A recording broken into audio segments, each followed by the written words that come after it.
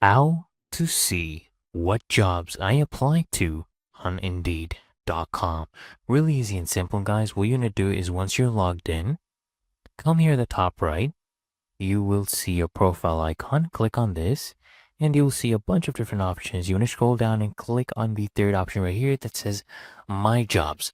Now, this will show you what jobs you've applied to or you have basically started applying to. This one, I had already started an application.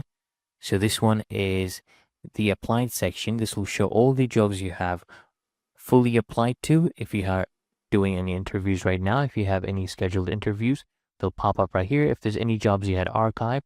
So for now, I have this job already applied to. If you want to continue application, you can just come here and go ahead and continue your application. It's really that easy and simple, guys. So I hope you found this video helpful.